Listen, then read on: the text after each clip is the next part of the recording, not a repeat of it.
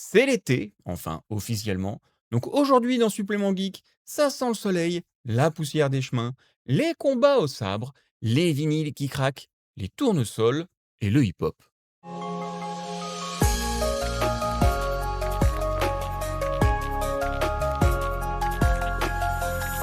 Coucou les geekouniou. On se retrouve cette semaine pour parler d'un animé qui a marqué toute une génération et certainement plus, puisqu'on va plonger dans Samurai Champloo. Samurai Champloo. On partira ensuite vers la dose geek avec Chainsaw Man, Helen de Winehorn et un bref mot sur The Boys. Mais avant de commencer, soyez indulgents, vous le savez certainement, surtout si vous êtes en vidéo, j'habite sous les toits, il fait 39 degrés à l'extérieur, c'est invivable, je dégouline, je fonds. C'est l'enfer. Parce que c'est l'été, canicule. Je suis dans un état lamentable, ne m'en veuillez pas. Bon, Samurai Champloo, pour moi, je pense que c'était il y a 20 ans. Oui, je suis plus tout jeune. Et je crois que, dès les premières images, j'ai compris que je regardais un truc pas comme les autres. Pas juste un bon animé, pas juste un animé de samouraï, non, un vrai objet pop, un truc qui mélange des univers qui sur le papier ne devraient pas forcément marcher ensemble et qui pourtant fonctionne vraiment trop bien. Et pour ceux qui ne connaissent pas Samurai Champloo, c'est un animé d'origine japonaise bien évidemment, original, de 26 épisodes diffusés au Japon entre mai 2004 et mars 2005. En France, la série arrive assez vite, notamment via Canal+, et les éditions vidéo de l'époque. Et quand je dis original, c'est important, c'est pas l'adaptation d'un manga à succès, c'est une œuvre pensée directement pour l'animation, créée par le studio Manglobe, avec à la réalisation Shinichiro Watanabe, le monsieur derrière Cowboy Bebop. Donc bon, le mélange des genres, c'est un truc qu'il maîtrise. Bon, j'ai un peu menti, en vrai il y a un manga, mais il est sorti quasiment en même temps que l'animé, et même un peu avant, une courte adaptation par Masaru Gotsubo. Et c'est tricky, parce qu'on pourrait croire, contrairement à ce que j'ai dit il y a une seconde, que le manga est l'œuvre qui a inspiré l'animé. Alors je m'explique, les premiers chapitres sont sortis en janvier 2004 au Japon, et je viens de vous dire que l'animé est diffusé à partir de mai 2004. Sauf que c'est bien l'œuvre de Watanabe qui est la référence du manga. Masaru Gotsubo a lui-même expliqué qu'il avait choisi de ne pas suivre l'histoire de la série parce que ce serait à la fois ennuyeux et impossible. Donc oui, manga il y a, en 2 tomes, et ça a sûrement été pensé en amont pour jouer sur les 2 tableaux, mais l'original, c'est bien nos petits dessins qui bougent en musique, et pas ceux dans des petites cases. L'histoire au départ est assez simple. On suit Fu, une jeune serveuse qui croise la route de 2 zigotos que tout oppose. Mugen, chien fou bagarreur, imprévisible, presque animal dans sa manière de se battre, et Jin, un ronin beaucoup plus froid, élégant, précis, avec un côté chat perfide, calme, mais capable de sortir les griffes quand il faut. Après une rencontre qui part évidemment en immense bordel, Fu leur demande de l'accompagner dans une quête très étrange. Je dirais même qu'elle fait plus ou moins du chantage affectivo-pratique. Je vous ai évité de finir exécuté, donc maintenant, vous venez avec moi chercher le samouraï qui sent le tournesol. Voilà. C'est mystérieux, c'est presque absurde, et en même temps, c'est ce fil rouge qui va tenir toute la série. Mais Samurai Champloo, c'est pas seulement une quête, c'est surtout un road trip dans un Japon inspiré de l'époque Edo, mais complètement remixé.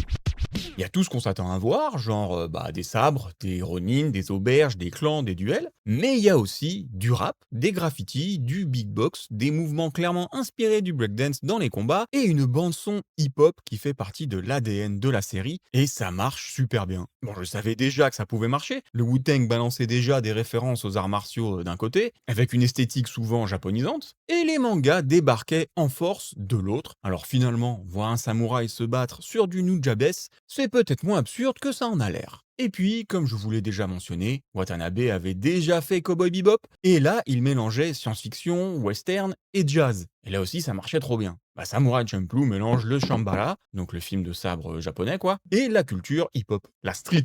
Vous voyez les îles tout au sud du Japon, Okinawa? Là-bas, il y a un mot qui veut littéralement dire mélange. Ce mot, c'est champuru. Et quand les Japonais l'ont retranscrit pour l'international, c'est devenu champloo. Donc on peut dire que le titre est vraiment très bien choisi. Mélange. C'est littéralement une recette improbable. Tu prends du Japon féodal, tu balances du hip-hop par-dessus, tu ajoutes des personnages cassés mais attachants, un écureuil volant. Parce que oui, il y a Momo, le petit compagnon de fou, et comment ne pas aimer une œuvre avec un écureuil volant. Et là, on obtient un animé qui a encore aujourd'hui une identité folle, monstrueuse. Il est fort notre cher Shinichiro, notre jeune soixantenaire qui vient de Kyoto, entre Cowboy Bebop et Samurai Champloo. Son CV est bien balèze au type. Mais il s'est pas arrêté là, le loustic. Il nous a aussi fait Space Dandy, Kids on the Slope, Carol et Tuesday, et plus récemment Lazarus. Et il y a surtout Terror in Resonance, que je vous conseille vraiment si vous aimez les thrillers un peu tendus, beaux, mélancoliques, avec une musique de Yoko Kanno qui fait beaucoup de boulot dans l'ambiance. En plus, c'est pas long, c'est toujours dispo sur Crunchyroll, bref, on y va et on kiffe. Et ça n'a rien à voir. D'ailleurs, c'est un truc qui revient souvent chez lui. Pensez la musique comme une sorte de moteur de mise en scène. C'est pas on fait l'histoire et après on colle la musique dessus et on habillera comme on peut. Chez Watanabe, la musique fait carrément partie de l'essence de ses projets. C'est la base. Le studio, lui, c'est Manglobe. Samurai Champloo est l'un de ses premiers grands faits d'armes. Après, ils ont fait Michiko et Hatchin, Deadman Wonderland, qui est bien, mais le manga est incroyable et on en reparlera un jour, ou encore Gangsta. Et puis ils ont fait Ergo Proxy surtout. Clivant, je le concède, mais totalement dans mes goûts de Gikunyu. Malheureusement, Manglobe fera faillite en 2015, une vie relativement courte, hein, mais le studio a laissé quelques titres qui ont marqué pas mal de monde. Et j'en fais partie. Vous voyez la partie animée de Kill Bill aussi? Bah c'est un certain Kazuto Nakazawa qui l'avait fait. Et il est character designer sur Samurai Champloo. Et ça se sent, parce que les personnages ont des silhouettes ultra fortes, immédiatement reconnaissables, avec une classe assez folle, mais sans être trop propre. Mugen a ce côté sauvage, débraillé, presque insolent, et Jin, tout l'inverse, droit, net, contrôlé. Et Fu apporte un petit truc plus naïf, mais aussi plus lumineux et humain. Et donc, dans la production de cet animé, comme je l'ai déjà dit, il y a la musique. Là, c'est du sérieux, les potes. La bande-son de Samurai Champloo, c'est un monument. On peut citer Fat John, un des rares ricains sur le projet en vrai, Force of Nature et Tsuchie, qui eux viennent du Japon. Mais c'est surtout Nujabes qu'on va retenir, parce que c'est celui qui donne le ton. En opening, c'est le titre Battle Cry, donc de Nujabes justement, en feat avec Ching02, et Nujabes compose et produit, et Ching02 pose les paroles et le rap, et ce morceau, il a une aura complètement dingue. Personnellement, je l'écoute encore, il est dans mes playlists, et je pense que je suis pas le seul. Et en vrai, ça a été une porte d'entrée pour moi vers tout un univers musical. Je pense que pour beaucoup de gens, Samurai Champloo a permis de connaître le regretté Nujabes, qui hélas a été victime d'un accident de la route en 2010, mais ça a aussi donné la part belle au hip-hop japonais auprès d'un public qui n'y avait pas forcément accès déjà, et Nujabes existait, hein, il était présent, il avait déjà son univers, mais Samurai Champloo a clairement aidé son nom et sa musique à voyager beaucoup plus loin, puis au-delà de lui, on a un truc avec ce son doux, mélancolique, jazzy, qu'on associera plus tard à toute une culture lofi. Ah, ça se retrouve dans Samurai Champloo. Et dès que Battle Cry démarre, on sait où on est. On sait qu'on ne va pas regarder un animé de samouraï classique. Bon, parlons un peu de l'histoire. Parce que si vous connaissez pas, c'est sûrement ça qui vous intéresse. Et puis si vous connaissez, ça vous donnera peut-être envie de le revoir. En gros, ça commence dans une petite ville où Fu, qui est donc serveuse, fait la rencontre de deux types qui clairement viennent foutre son quotidien en bordel. On a Mugen, le vagabond imprévisible, et Jin le Ronin calme et discipliné. Ça, on a compris. Ça commence assez mal pour eux, hein. Ils sont à deux doigts de casser leur pipe, et ils vont être liés un peu malgré eux. Fu convainc nos deux combattants de l'accompagner dans une quête bien mystérieusement mystérieuse, et tout aussi improbable, retrouver le samouraï qui sent le tournesol. Et de là, notre joli trio et demi, on n'oublie pas Momo, se lance dans un long voyage à travers le Japon de l'époque Edo. Bon, en vrai, ils n'ont pas vraiment de destination, ils savent pas où aller, ni même où commencer, et ça peut leur faire péter un câblasse. Et pour couronner le tout, on va dire que leur progression est régulièrement interrompue par toutes sortes de rencontres et de péripéties. Ils croisent des criminels, des artistes, des samouraïs, des marchands, des marginaux, des figures historiques qu'on s'est permis de revisiter, et parfois même des situations complètement absurdes qui semblent sortir d'une autre époque. Le fil conducteur, ça reste toujours de retrouver ce fameux mec qui sent le tournesol. Alors attention, phrase toute faite, mais là elle fonctionne. Ce qui compte, c'est pas la destination, c'est le voyage. Voilà, je déteste cette phrase, Mais là, je suis obligé d'admettre qu'elle fonctionne parfaitement. Les trois ont des valises bien chargées, et malgré les prises de bec, malgré le comportement ultra jovial et débordant d'énergie, bah derrière, c'est des blessures ou des regrets. Et leur périple va leur servir à répondre à certaines de leurs questions. On va pas dire qu'ils deviennent amis, mais quand même, hein, ils s'attachent les uns aux autres, ils se défendent, ils combattent, et je pense que le mot qui convient le mieux, ils s'apprivoisent. Ce qui est malin, c'est que Samurai Champloo utilise la quête de fou comme un moteur, mais pas comme une simple ligne d'arrivée. Le samouraï qui sent le tournesol, c'est ce qui lance le voyage, ce qui donne une direction au trio, ce qui les force à avancer ensemble. Donc Samurai Champloo raconte une quête, oui, mais surtout la manière dont trois personnes qui n'avaient aucune raison de rester ensemble finissent par être transformées par le chemin qu'elles parcourent. Ah, je l'avais dit, hein, je déteste les citations bateau comme ça, mais là c'est tellement bien fait que je vois pas quoi dire d'autre que c'est le chemin qui compte, hein. Et d'ailleurs, quand je repense à Samurai Champloo, je me rends compte que je me souviens finalement assez peu des détails de la quête de fou, surtout la fin. Et je vais pas vous spoiler parce que bon, c'est quand même pas rien ce final. Par contre, je me souviens des rencontres, des villages, des galères, des engueulades entre Mugen et Jin, de la musique, des couchers de soleil, des tournesols bien évidemment, comme si la série avait réussi à me faire vivre le voyage exactement comme ses personnages. Mugen, c'est l'instinct. Il se bat comme il respire, avec une violence presque dansée. Il est désordonné, mais il sait où taper. Quick. Le gars est freestyle, il a son propre rythme, alors que Jin, lui, c'est la technique. C'est le sabre, l'école, la maîtrise, le silence, il a tout du Ronin classique, mais la série évite d'en faire juste un cliché du samouraï froid. Il est plus complexe que ça, il a son passé, ses failles et sa solitude. Et fou, elle sert un peu de colle entre ces deux-là. Sans elle, les deux se seraient probablement entretués au bout de 5 minutes. On pourrait croire qu'elle est juste la fille qui accompagne les deux badass. Mais non, c'est elle le cœur de la série.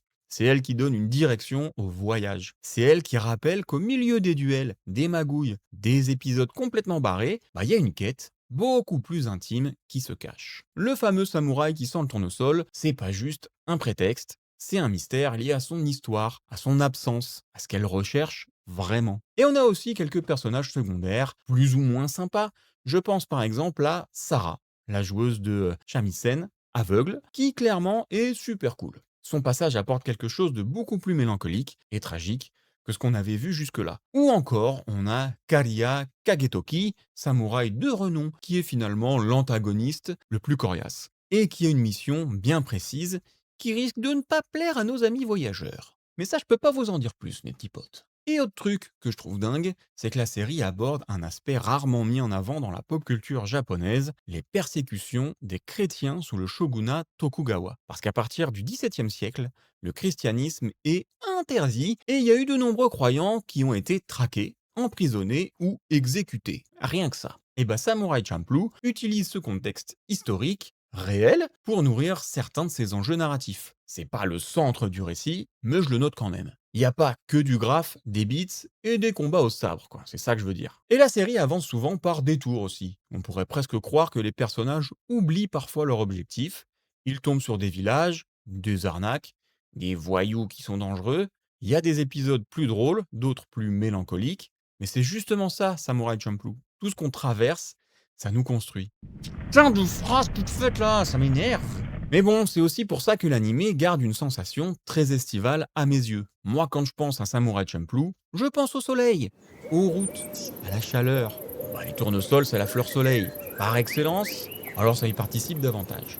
Et il y a cette impression de liberté, je trouve. Il y a de l'action, bien sûr. Il y a des combats super stylés, parfois violents, mais je trouve pas la série pesante. Au contraire, il y a quelque chose de positif, presque optimiste. Même quand elle parle de solitude, d'injustice ou de passé douloureux, elle garde une énergie super positive. Et visuellement, c'est magnifique. La série a une personnalité graphique très claire. Les cadrages, les couleurs, le montage, les mouvements, les silhouettes. Il y a un petit truc saccadé, mais fluide en même temps. Je sais pas trop comment le décrire du coup, mais c'est trop cool. Quelle analyse, c'est trop cool. Les combats sont lisibles, dynamiques, la chorégraphie répond à la musique, Mugen ne se bat pas comme Jin, Jin ne se bat pas comme Mugen, et ça raconte déjà pas mal de choses sur eux. C'est ce que le public et la critique retiennent souvent. Samurai Champloo, c'est du style, mais pas du style creux. Le mélange hip-hop et Japon d'Edo aurait pu tourner au gimmick ou regardez comment il est trop cool. L'univers est cohérent dans son propre délire. La série assume l'anachronisme à fond et ça vient pas nous faire un cours d'histoire propre et tout bien rangé. Finalement, ça prend une période historique, ça la sample, ça la remixe, et puis ça fait des merveilles. Mais au Japon, la série n'a pas forcément eu l'impact massif qu'on pourrait imaginer. En tout cas, pas au début. Elle a connu une diffusion compliquée avec une interruption après 17 épisodes avant que la fin soit diffusée un peu plus tard. À l'époque, les publics hip-hop et anime étaient beaucoup moins mélangés qu'aujourd'hui, en tout cas au Japon. Ça explique pourquoi l'œuvre a parfois trouvé un écho encore plus fort à l'international, où elle est devenue vite culte. Et en France aussi, elle arrive à une période importante, les années 2000, moment où beaucoup de gens sortent progressivement du trio Bleach, Naruto, One Piece, ou bien sûr le grand Dragon Ball, ou d'autres gros shonen très visibles, pour découvrir que l'animation japonaise a une palette beaucoup plus large. Et moi, clairement, ça m'a fait cet effet-là. J'ai dû voir Samurai Champloo autour de 2006. Ça m'a relancé dans l'anime. J'aimais déjà Bleach, j'avais déjà mes portes d'entrée classiques, mais là, j'ai compris qu'il y avait autre chose à chercher. Des œuvres plus atypiques, plus personnelles, plus stylisées. Des séries qui n'étaient pas forcément tirées d'un manga connu, mais qui avaient une identité de malade. Et on en a eu d'autres. Je pense forcément à Afro Samurai. J'ai d'ailleurs hésité entre les deux pour cet épisode. Mais Afro Samurai sent un peu moins l'été, donc Samurai Champloo s'est imposé assez naturellement. Et d'ailleurs, tout à l'heure, je parlais de Wu-Tang, et Afro Samurai, ça tombe bien, c'est Erza qui faisait la BO, qui était vraiment incroyable avec ce titre-là, Fury in My Eyes.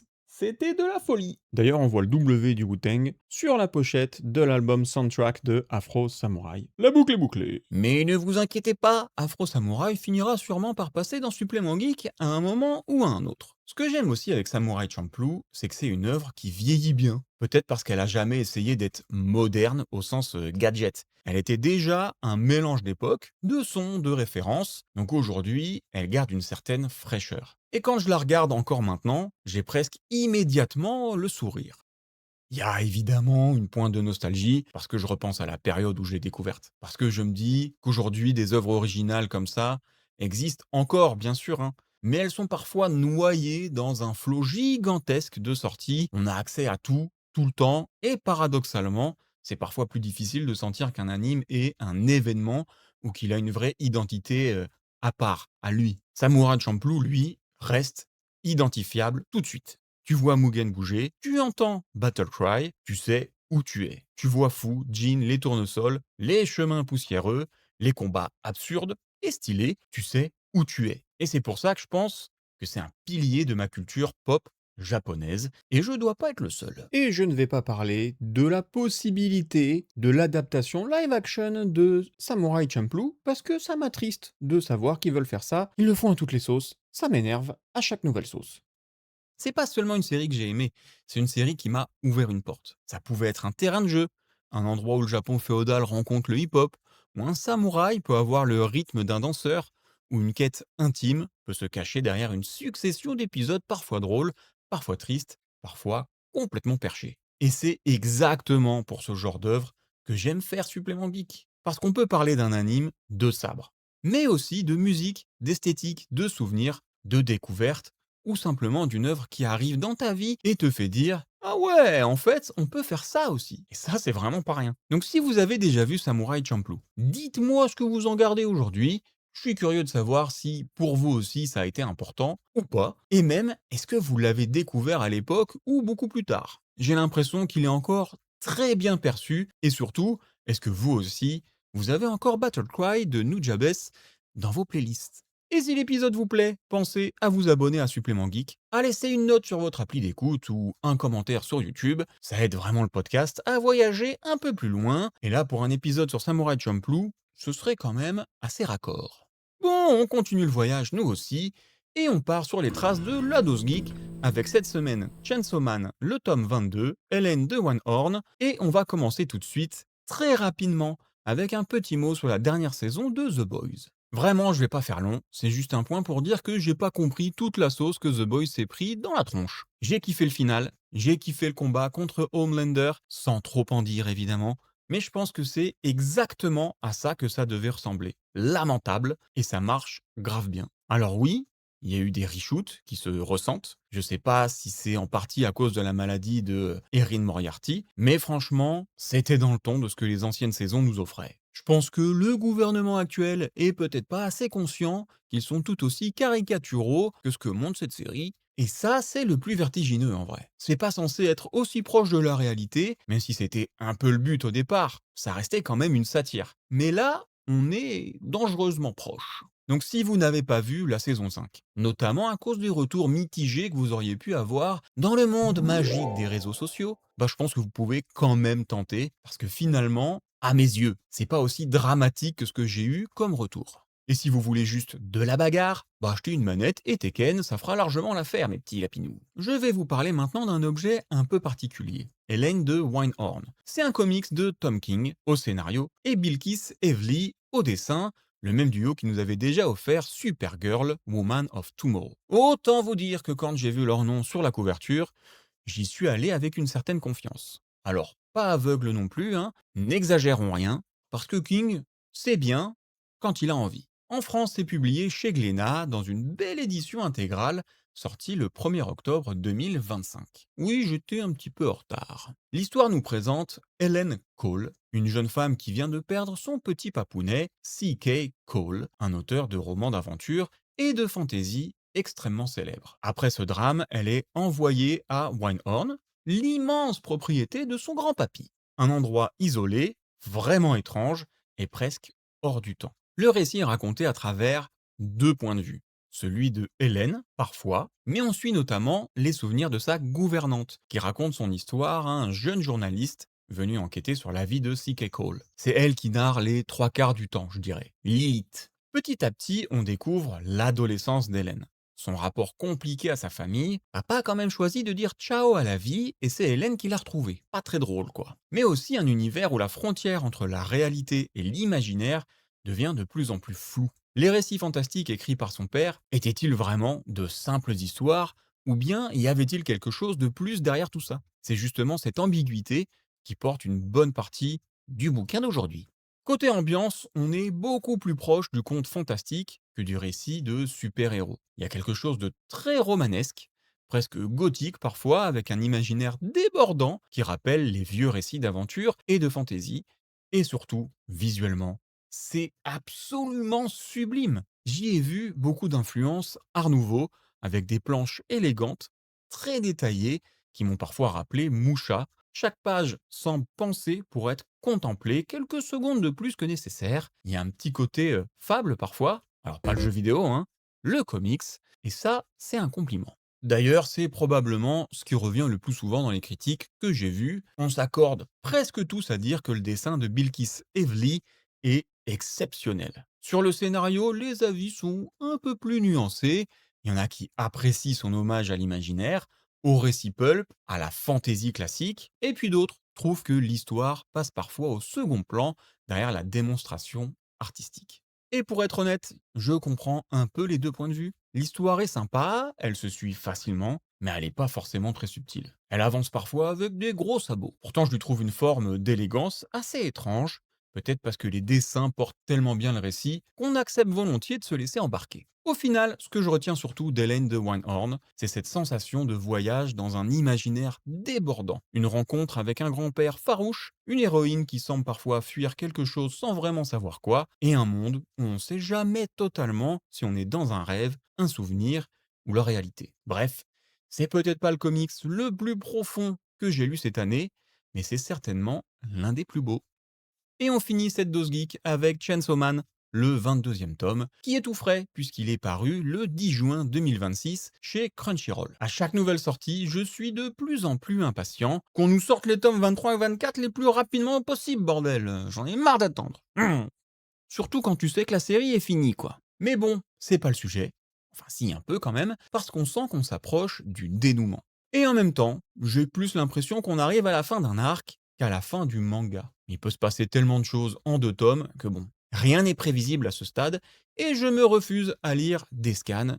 Je sais pas pourquoi, c'est pas le même plaisir, je pense. Bref, Chainsaw Man, je résume en vitesse. Denji est un gamin pauvre qui chasse des démons pour survivre et payer les dettes de son défunt papounet. Un jour, il est trahi par son patron et laissé pour mort, sauf qu'il avait fait ami-ami avec un petit chien orange tronçonneuse, tout choupinouille, Pochita, avec qui il a fusionné. Et depuis, il chasse toujours les démons, mais cette fois pour une organisation bien plus sérieuse. C'est ça le début du premier tome. Depuis, de l'eau a coulé sous les ponts, et Denji est retourné sur les bancs de l'école, mais il chasse toujours les démons, et les démons le chassent toujours. À savoir, dans ce tome, le démon de la faim et une sorte de clone dégueu de Chainsaw Man. Ah, et le démon mort est là aussi. C'est un peu compliqué à expliquer, mais en gros, Denji a une nouvelle pote, Yoru, ou Asa Mitaka. Elle a une double identité, si je puis dire, ou au moins une double personnalité. Mais dans les deux cas, elle est intéressée, ou au moins intriguée, par Denji, et forme un duo depuis quelques chapitres maintenant. Bon bah là, ils sont dans la merde. Il y a des démons à leur trousse, et c'est des démons bien vénères. Ceux que j'ai déjà cités, mais aussi le démon chute qui lui vient d'une peur primaire, donc il est bien costaud. Ça va dans tous les sens, comme d'hab quoi. Je l'ai déjà dit la dernière fois, je le redis ici. C'est rare, mais ça arrive. Tatsuki Fujimoto a rendu son trait plus simple,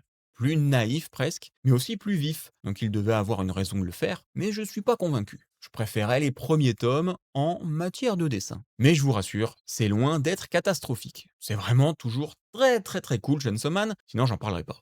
Surtout qu'on a toujours une bien belle tension. Ça va super vite, on va de surprise en surprise, et les personnages prennent cher, ou trahissent ou disparaissent. Bref, on s'attache, il leur arrive un truc, on sait qu'on doit plus s'attacher, et on retombe dans le piège. Je sais pas comment ça va finir avec Asa, mais voilà, maintenant que je l'aime bien, bah je veux pas qu'elle parte du récit. J'ai refermé le tome avec exactement le même problème que d'habitude, maintenant je veux la suite.